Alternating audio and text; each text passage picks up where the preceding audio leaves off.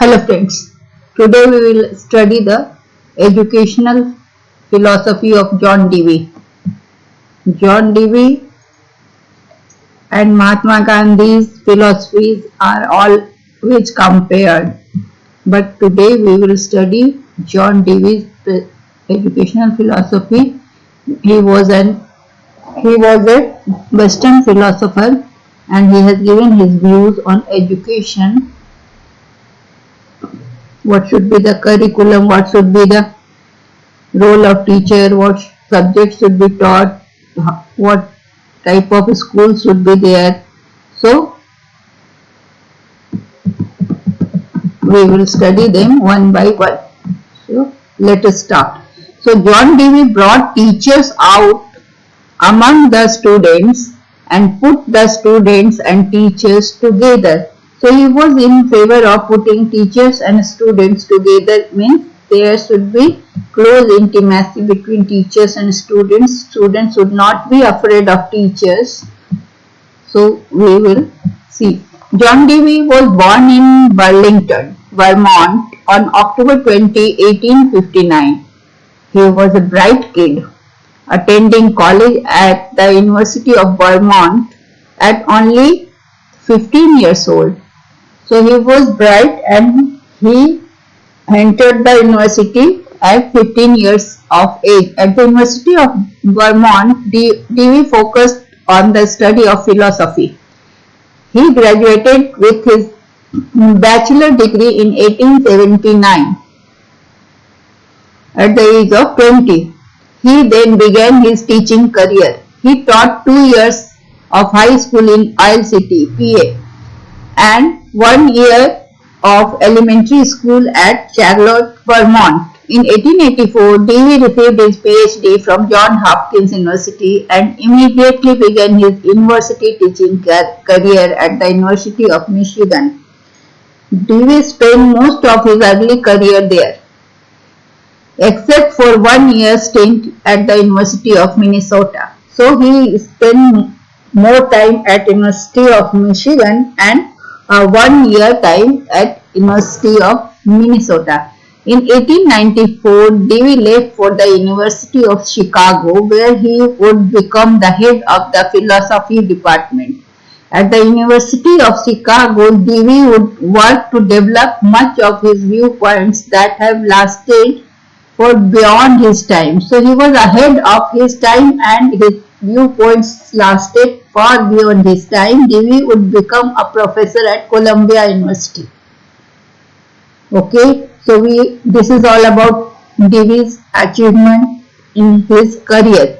Dewey's educational theories are given in My Pedagogic Creed in 1897, The School and Society, very famous book. So in 1900, The Child and the Curriculum in 1902, and Democracy and Education in 1916, and Experience and Education in 1938. Dewey's educational theories and aims of education. Dewey's educational theories are based on his philosophical and psychological ideas. Till the end of 19th century, educational world was dominated by the religiously motivated moral aim, the disciplinary aim, and informational aim. Then what Dewey did? Dewey does not believe in ultimate aim of education. He provides no fixed and final goal of education. According to him, there is no final goal of education. He always speaks of immediate and proximate aims. So he never spoke about the final aim of the education. To him, education is experience which is subject to constant change with changing pattern of life. So he believes that education should change with the changing pattern of life, and life is not constant, it goes on changing, so education must follow it. So the process of education is a continuous process of adjustment. The individual has always to adjust and readjust himself with the environment.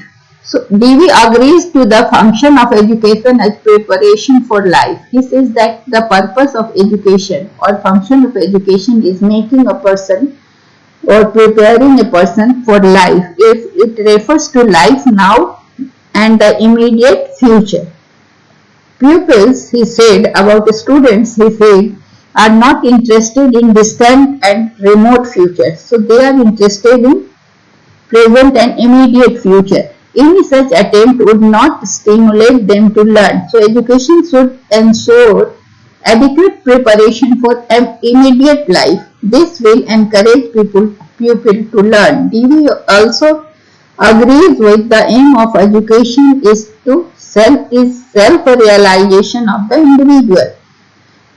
Students will, according to DV, child or pupil lives, exists, grows, develops in the present world. He should realize all his powers now. So all educational efforts should be directed to that goal. So all the goals of education should be such that pupils realize their powers at present. DV wants each pupil's powers and potentialities to be developed not according to any absolute standard, but according to the, so he believed that the child should grow and develop according to his own capacities and opportunities. So there should not be any standard fixed for all child that they have to achieve that. So it depends on their capacities and their abilities. DV defines education as the development of all those capacities in the individual which will enable him to control his environment and fulfill his possibilities. So education should develop those capacities of the person which will enable him to control his environment, the environment in which he is living, and fulfill his potentialities or possibilities. It is a process that begins with the very birth of the child and goes on throughout the whole life. So it is a process which has two sides, one psychological, other sociological. So the main of education, according to DV, are first social efficiency. According to DV, the development of social efficiency is one of the main aim of education. To him, school is a social institution. The school should be organized in such a way that the activities of outer world are reflected. So in school, so all persons belonging to different strata comes to the school. So school is a miniature society, and it should be organized in such a way that the outer world's all actions are reflected there, and education is life. DV believes that education is not a preparation for life, but it is life itself. So it is wrong to believe that education prepares a man for life. No, DV says no, education is itself life. So the child was in the present. The future is meaningless. So he is continuously saying that future is meaningless for the child. Child should live in present. Hence it is absurd to expect him to do things for some future preparation. Education is experience. DV favored an education by, of, and for experience. So he said that education is by experience, child learns by experience, and education is of experience, means whatever he learns is of experience, from experience, and whatever he learns for experience. So education is by, of, and for experience. Every new experience is education, and old experience is replaced by new experience. So the human race, he gained experience in its struggle to meet the needs of life. So we developed from monolithic age to the present. So it is all from the experience, and it is struggle to meet the needs of life. So the struggle for existence is a continuous process. Education should combine theory and practice. According to DV, there should be a balance between theoretical and practical activities in education. So he stressed equal importance to action and thought both. So these should go hand in hand. The student's progress is to be measured by his own best standard and not by the standards set by others who differ in ability and temperament. So student should be judged by himself, not by others, because the others' ability and temperament are different from the student or pupil. So education is a process of growth. Education, he says, protects, sustains and directs growth. Teacher stimulates, fosters and strengthens this growth. John Dewey is probably the most famous for his role in what is called progressive education. So progressive education is the brainchild of John Dewey. It is essentially a view of education that emphasizes the need to learn by doing. So Dewey believed that human beings learn through a hands-on approach. So whenever they put their hands and they coordinate their hand with mind and do some activity, they learn better and their learning lasts for longer. So this places Dewey in the educational philosophy of life is educational philosophy of pragmatism has come from this philosophy. Pragmatists, Dewey was pragmatist. He believes that reality must be experienced. So from Dewey's educational point of view, this means that students must interact with their environment in order to adapt and learn. Dewey felt the same idea was true for teachers also, and teachers and students must learn together. His view of the classroom was deeply rooted in a democratic ideal which promoted equal voice. So he preferred and supported equality of teacher and students. Dewey's approach was truly child-centered. So child was important in his education. Child-centered approach to education places emphasis on learning on the needs and interests of the child. So when child will learn according to his interest and needs and capability, then this learning will last long. In Dewey's view, children should be allowed to explore their environment. So they should be given freedom to learn according to their choice. He believed in interdisciplinary curriculum that focuses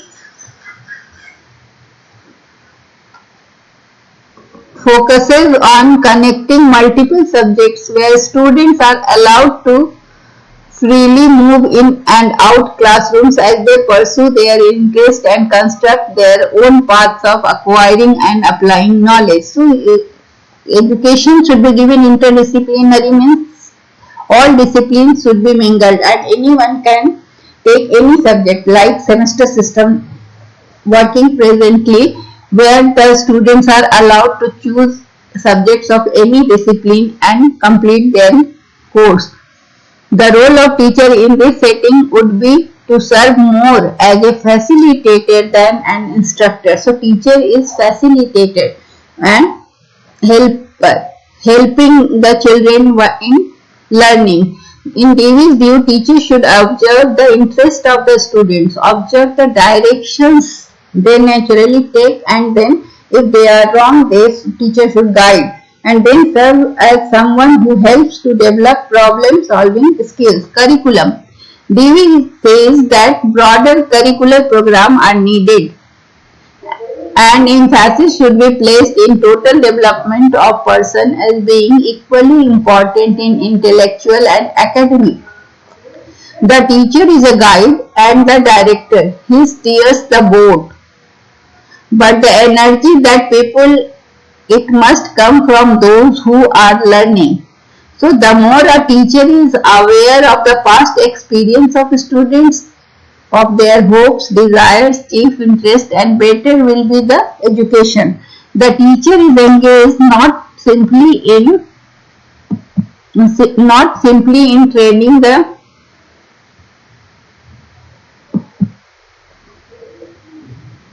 individuals but in formation of proper social life also.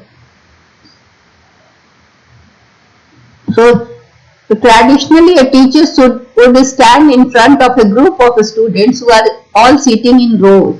So he has presented the teacher's role. The teacher is usually the deliverer of information, and job of the student is usually to receive this information and regurgitate it in some form of written test. So they have to learn and they have to produce the learned fact in written test. In contrast, but Davy was against it. So according to him, according to Davy, in a classroom, teacher should deliver background content information, but you would also likely to see students working in groups. So classroom should be such that students are working in groups, with those groups exploring different concepts within the content.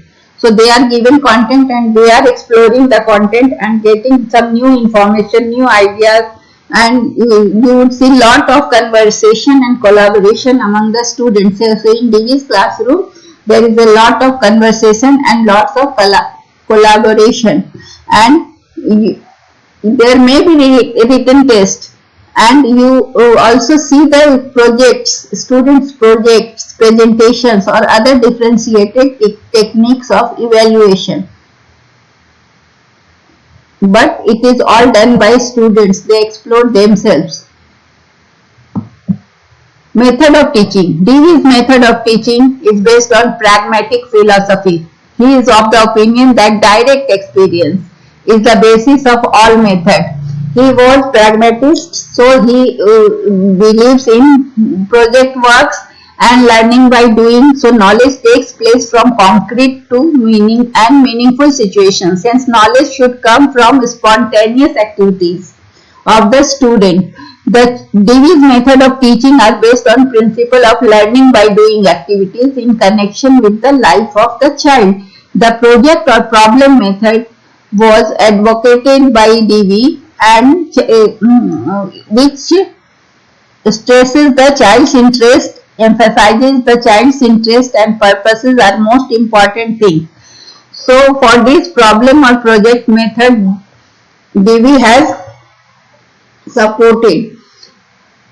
So 5 steps, Davy laid down 5 steps as method for method of teaching. First is the pupil should have genuine situation of experience. So this should work in a real situation. A genuine problem should arise from this situation and should stimulate the thinking of child. So when they work on a genuine situation, then genuine problem come or emerge before them, and they will think over it, and it will stimulate their thinking. The child should obtain information or make observation.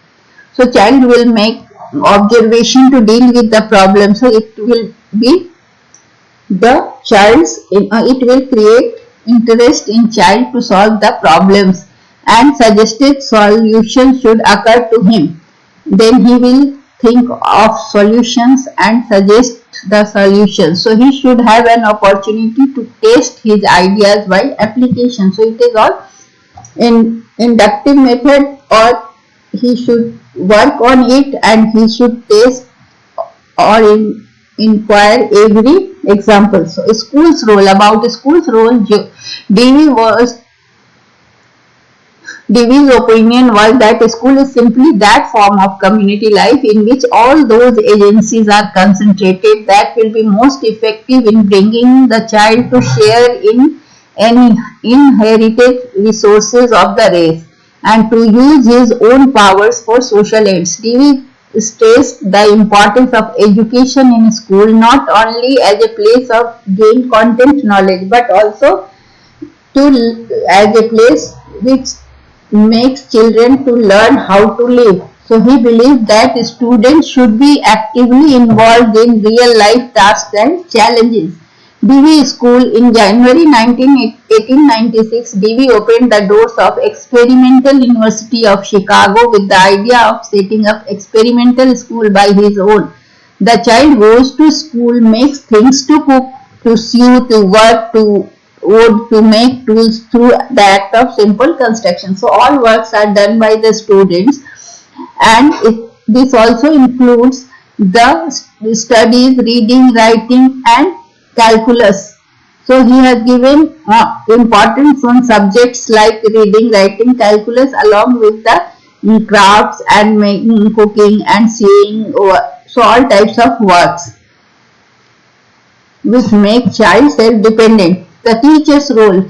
According to Davy, teacher's role should be that of facilitator and guide, since the teacher becomes a partner in the learning process who leads students to independently discover meaning within the subject area. Teachers are responsible for achieving the goals of school, but the specific topics to be studied to meet these goals cannot be determined in advance because they should be in the interest of children. So, schools topics of specific topics should not be made, but it should be constructed according to the interest of the children. Learners' past experience should be taken into account, the teaching learning process as well as the environment. Davy's educational theory was far less child-centered and more teacher-centered. Davy's contribution to educational thought. No, Davy's education was child-centered. So that has to be corrected. So please correct it. My pen is not working. It will work from Tuesday. So till then you have to correct yourself. Davy's contribution to educational thought and practice. Davy's social theory of education coupled with logic of experimental method has been very influential in development of modern education practice. The greatest change has been recognition of the worth of experience of the child. The child is no longer regarded as a passive subject. So child is active now. So in traditional system of education, child is a passive learner and teacher was active. And now the DV supported child centered, where the child is not passive subject meant for the imposition of external information, but considered as an active living being with those interests and ready to participate in socially significant experience. Davy has been one of the significant leaders who have tried to introduce more human touch to education. He has been powerful influence in interpreting school as commonly for realization of social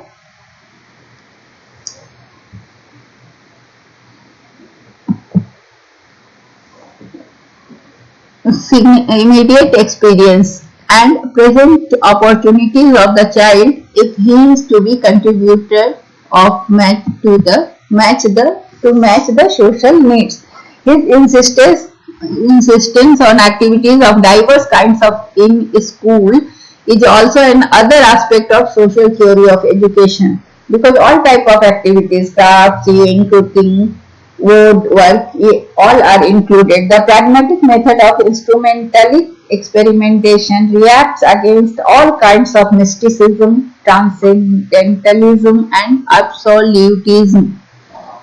The supreme contribution of Davy to a philosophy of education is the theory of scientific democratic humanism. Davy is quite right in pleading for wide use of experimental method of science in education. So,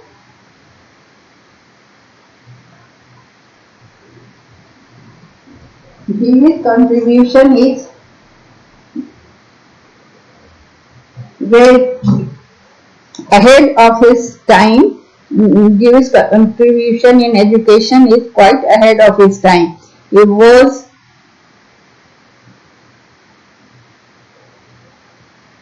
very influential and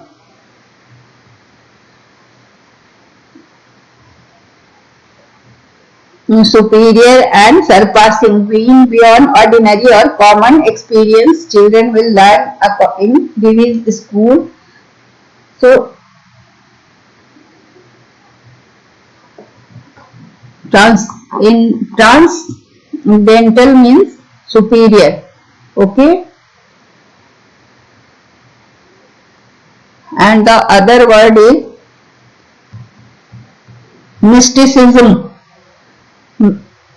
Mysticism, the belief that you reach complete truth in love. That you reach to complete truth of the knowledge, and absolutism is completeness. So that is the new thing which pragmatism has brought into the education system. So we are obliged to Divi for bringing such revolutionary and progressive change in education. So that's all. Thank you.